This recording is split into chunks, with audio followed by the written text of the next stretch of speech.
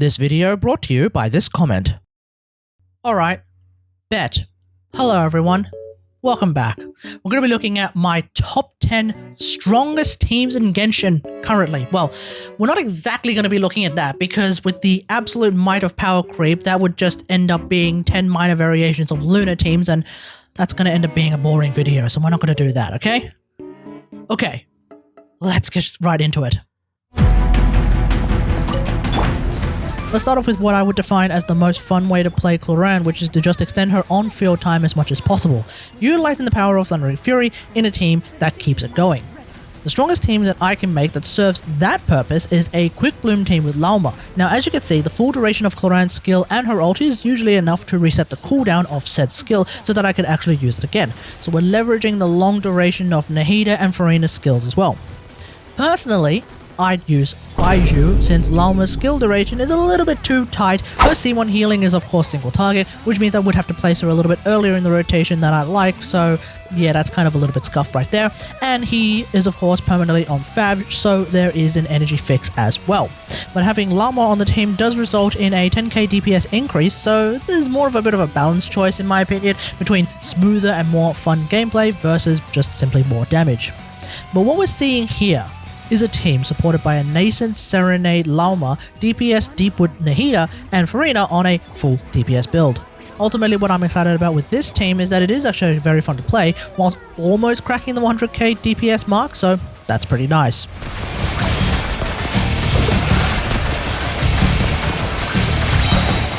Evil lookers, shoot on sight! Into the shadows!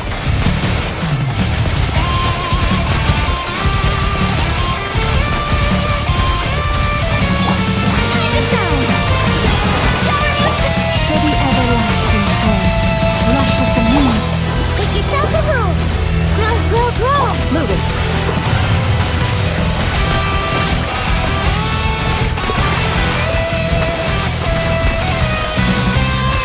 Time to testify. Range into song. Ready.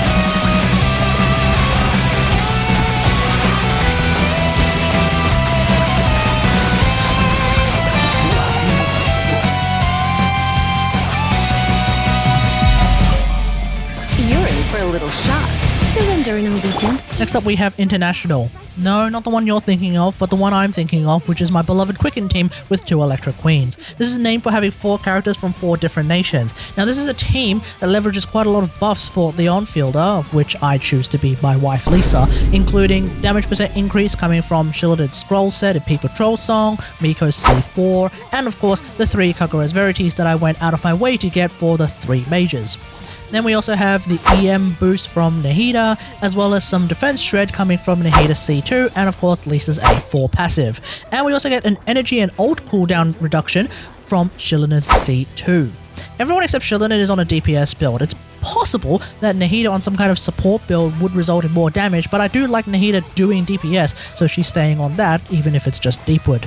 And I feel like that still makes sense to this day due to the quick swap nature of this team. Because of the extreme investment in my Miko, she's obviously doing a large majority of the damage, and when she ults, that too is going to get buffed by all of the things that I just listed. So due to the very quick swap nature of this team, so long as I am playing it well enough, everyone is doing a lot of damage. Should an Inazuma Chronicle banner someday return, we're about to get round 2 of the Mondstadt one, so who knows, maybe it's going to happen someday, I'll definitely be getting my C6 Miko, which should shoot her DPS up by quite a lot more. KQM thinks that it's somewhere between a 22 to 30% increase, so theoretically the team DPS should end up above 110k when the time comes. But until then, it's still sitting very nicely at around about 95,500. You're in for a little shock. Try not to enjoy. Ha! Emerge, right here. Let's play pretty little. A sight to behold. Right now, emerge.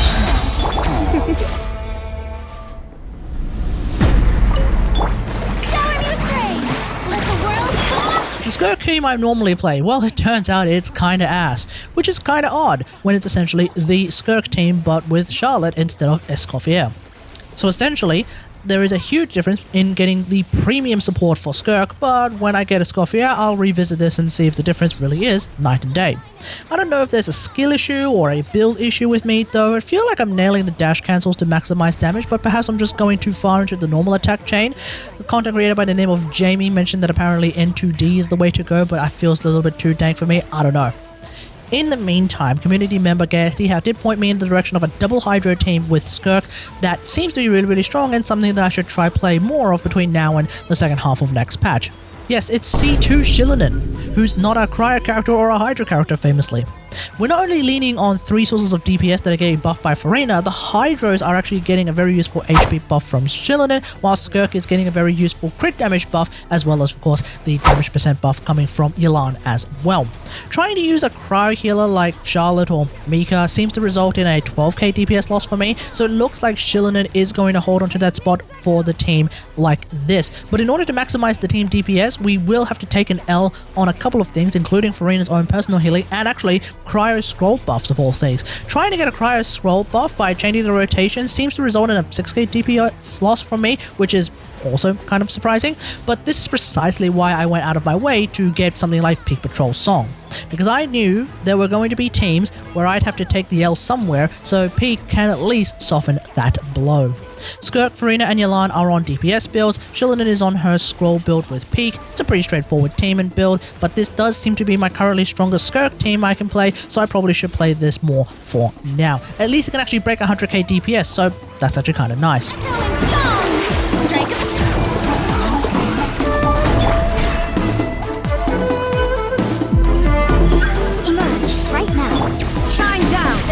Another team with Miko, and this time it is my sweatiest team to date with its blistering 16-second rotations. Now, I've done a video detailing how this team works. We're mainly leaning on being able to use the hard-hitting ults of both Miko and A, and let's not discount the nice 6-figure ult coming from Sarah. Now, Shilinen C2 is of course the linchpin in this team. Without it, the rotation just simply won't work, and we'll have to use Miko's skill more often just to keep the turrets around. So a caveat worth mentioning is that in the Simulacrum, this team can easily work perfectly, but in gameplay content, especially when you need something like Shilinen's healing, things can get a little bit hairy-fairy and the rotation can in fact fall apart just a little bit. So whilst it does seem like this is the DPS of the team, I do want to just keep in mind that there have been a very non-zero amount of times where things didn't exactly go to plan.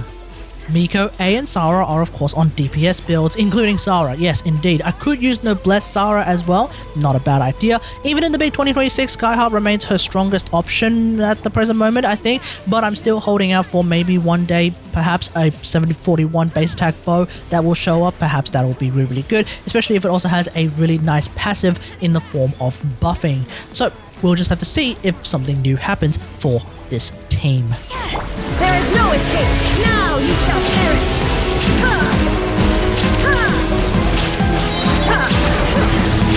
Strike! Storm the front! A sight to behold. Right here. Emerge. Right here. Illusion shattered! Inazuma shines eternal! Bring it!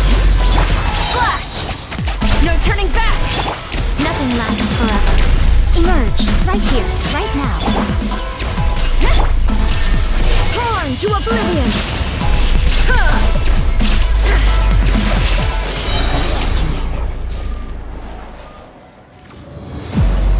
Bow your head. Time to shine! Strike a blow! A far less sweaty team with a far more relaxed character in Neuvillette can do ever so slightly more DPS. Now, there's many variations of Neuvillette teams, but this is usually the one that I play these days, and at least on my account, the other variations seem to be doing very similar damage, I think. And this is, of course, one of those rare instances of bringing Kazuha out of cold storage. With the exception of Shilinen, everyone on this team is basically C0. Yes, I have C1 Kazuha, but that's really just a byproduct of trying to get a Miko constellation from that Inazuma Chronicle banner, but as you might notice in my gameplay, I never actually use it, so he's basically functionally C0 as well. The big thing is that I'm using Sack Jade on Neuvillette, and this does introduce a little gameplay quirk where I need to play around, which is that the passive HP from that weapon does actually get removed if Neuvillette has been on field for more than 10 seconds, and it does take 5 seconds off field for it to actually come back. Going all in on skill, burst, 3 charge attacks, let alone actually having a spare charge attack to do before that, this does tend to take more than 10 seconds of on-field time. So the way that I've been playing him is to basically do some damage, then swap back to Clorinde and Kazuha to refresh their buffs as well. That's actually quite useful. And then going through the rest of the droplets. Everyone on this team is on the build that you would expect from them. Neuvillette and Farina are on DPS, Clorinde and Kazuha are on support builds. I suspect there's a better rotation for this team that potentially may feature the Neuvillette skill into Farina ult energy funneling as well, but honestly I haven't really found that myself. This remains the rotation that I feel the most comfortable with.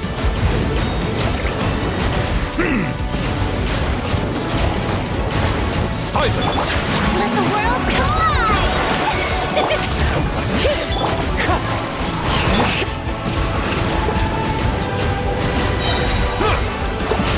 The tides beckon. Bow your head.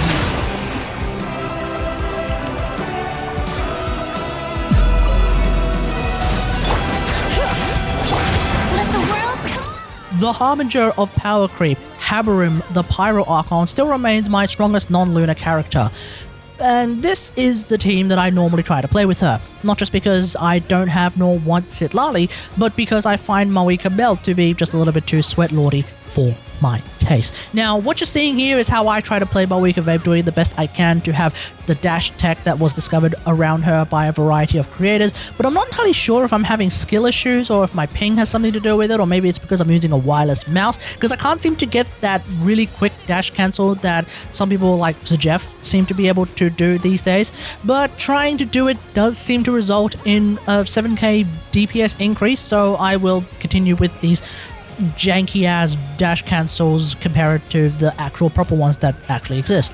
Now, this is exactly what I have to work with, so she's still going to be doing a lot of damage. The big discovery for me is that the rotation that I'm always trying to do, where I set up double crystallizers all the time, is actually a bit on the psychotic side. Yes, it does result in the scroll buff applying to both the Hydro and the Pyro damage, which means that both Mavuika and Farina can do their maximum DPS. But apparently the setup is ever so slightly long enough that not doing this and just taking the L on the Pyro scroll buff in favor of a shorter setup does in fact result in a 5k DPS increase for the team.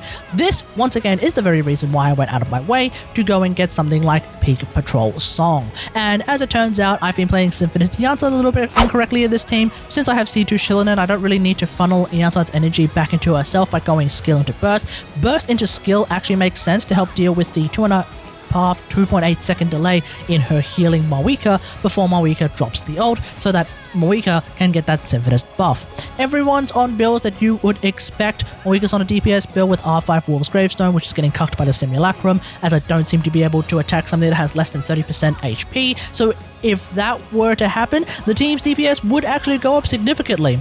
Clorinde is on a scroll build with Peak. Yansan's running Symphonist on Noblesse, as I don't need her on scroll as well, and Farina is built for DPS. Her ER is usually just barely enough to keep her ults happening every rotation, so that's actually perfectly fine. I think I'll take the Yansan discovery to heart.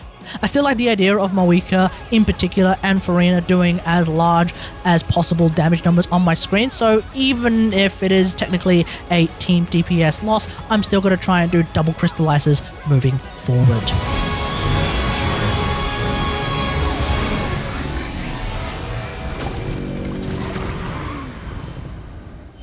Surprise, surprise, that's going to conclude my non-lunar teams. Now, what we're about to witness is, of course, a spike in DPS and a very noticeable sign of power creep with my top 4 teams all being lunar damage teams. Now, it might look like uncontrollable power creep, and it is.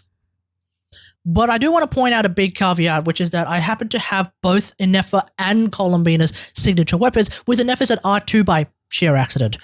So while it is, of course, a spike in DPS, and a very noticeable one at that, there is also a spike in investment that I have on some of these characters that I think people would find quite noticeable indeed. Emerge. right now, right here. Let's start with my base Lunar Charged team. It's a bit of a quick swap team, but unlike something like International, I don't actually need to swap around as aggressively, and for the most part, I can just on-field Miko and wait until a Nefer or Columbina's ults are ready, and then just swap to them. There's a lot of variations in this team that I can play with, but it seems like the C2 Shillinen one, for example, is around 5k more DPS. I don't play it that often, whilst the Durin variant is actually a 6k DPS loss. So the Sucrose buffing version, where Sucrose can buff everyone at the same time, is ultimately the strongest one I think that I play the most. Should the day come where I get that final Miko constellation, there is actually a likelihood that Miko ends up doing the most damage on this team. Miko sticks with the same DPS build that I've been using throughout this video. Sucrose is on the VV build, running Mizuki's signature, as her and Aoife I think are the only other characters other than Mizuki who can fully utilize that passive from its weapon. The big question has always been whether Nefer or Columbina should be on the new Morningstar off-field DPS set. The thing is that Nefer does more damage in this team than Columbina, partially because R2 Nefer versus R1 Columbina. So ideally, I'd have Nefer on Morningstar. The problem is that whilst I have an almost perfect Morningstar set on Columbina, there's like one piece with 2 defense percent rolls that I'm going to fix soon. I have a somewhat scuffed set of pieces for Nefer, so swapping them around does seem to result in an 8k DPS loss, which is kind of hilarious. Plus my Serenade set for Nefer actually has a lot of crit, so I think I'll be sticking with DPS Columbina and support / DPS Nefer for the time being. 2 things to note and we'll move on. The first thing is that I am spamming normal attacks on Sucrose quite often, and this is to try and get her almost unknown C4, where 7 normal attacks or charge attacks can reduce her skill cooldown by 1 to 7 seconds based on sheer dumb luck. So trying to get her skill back more often obviously will help with her energy generation. The other thing is the ER HP build that I have on Columbina. I think this is because I'm using her signature with its high crit damage substat and also the plus 60% lunar damage crit damage passive. That makes HP hats actually stronger than crit damage hats on Columbina. Plus I have 72% crit rate, which I feel like is enough without needing a crit rate hat, especially in other teams. So that's basically why they're built like that. Ultimatum protocol. Final warning! Look alive! Hi!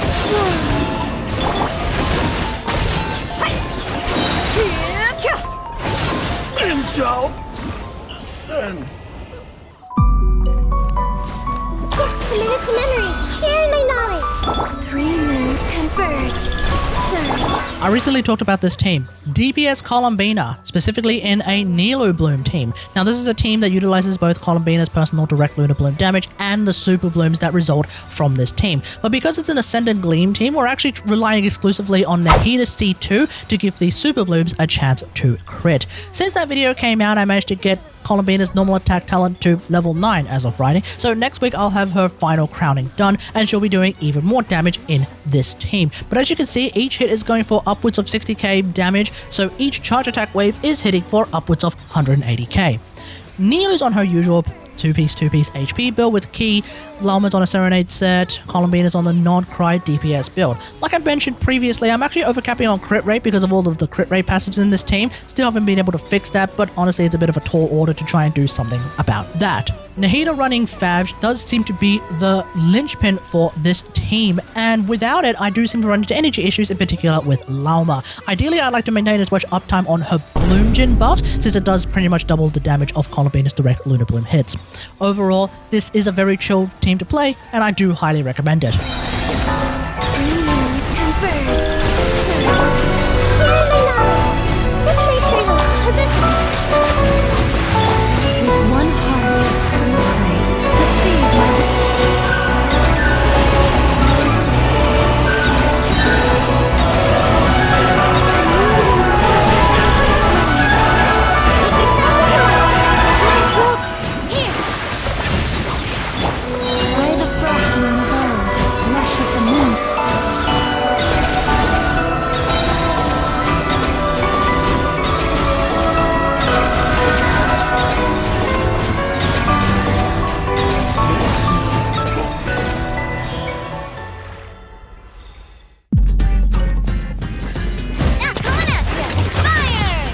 most surprising placement in this video is my LC squared Navia team. It seems like this team does a lot of damage, and I'm not entirely sure why. It could be that we're utilizing several sources of damage all at once. It could be that this is yet another team where C2 Shilladin kind of just goes buck wild. I really don't know why this team does so well in the Simulacrum, but this is what I see, and apparently this is what's going on.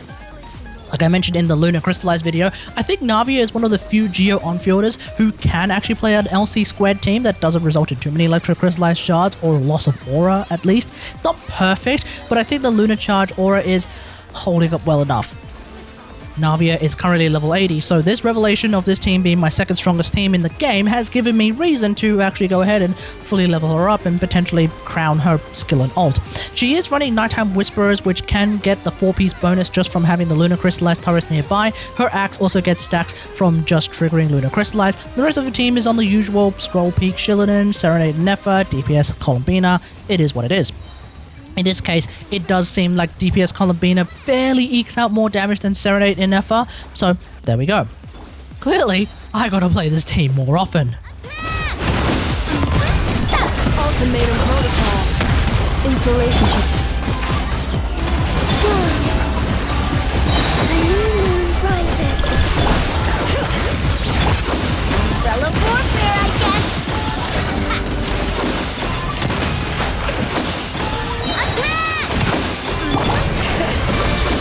Annihilation mode.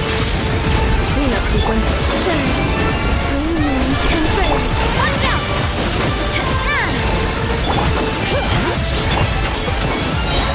Fire!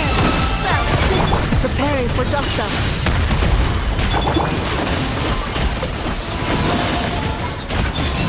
Bring it!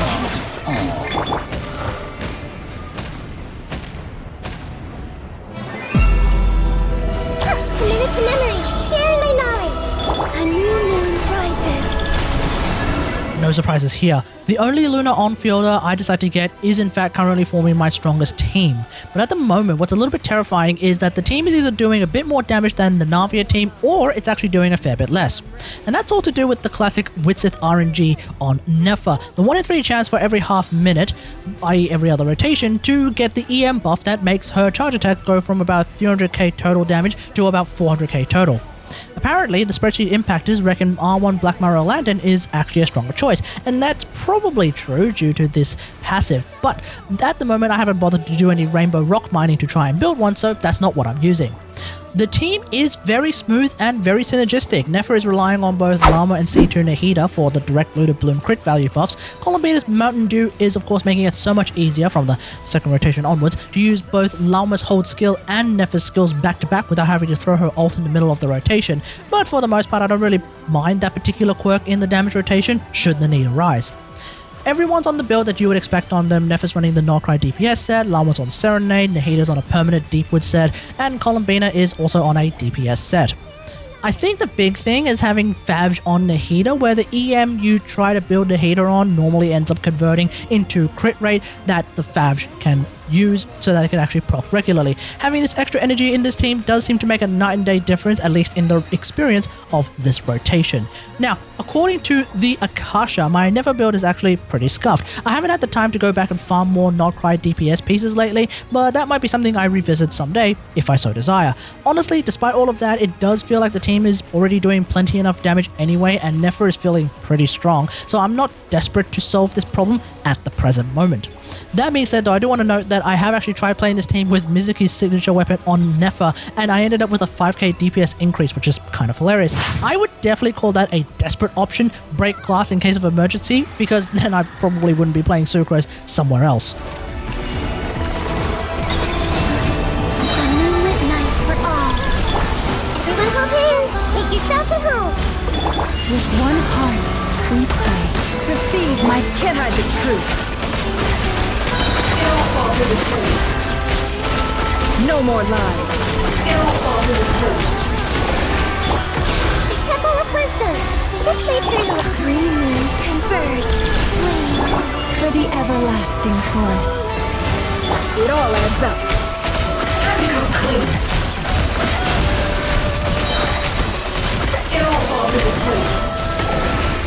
The mystery. Make yourselves at home. Grow, grow, grow. With one heart, we pray. Branches of No more lies. Can't hide the truth. The deception ends here. Sharing my knowledge. This makes her... lush as the moon. It all adds up.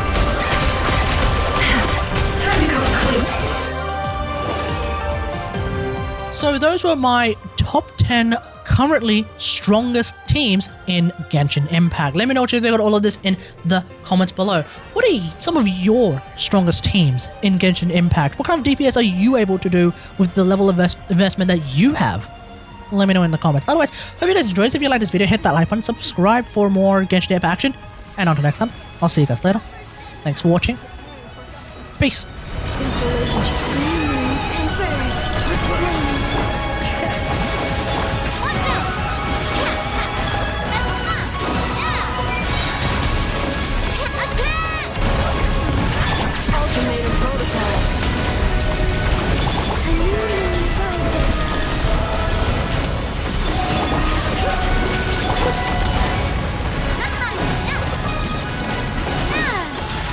So you rather wallow in this rotten, decaying world?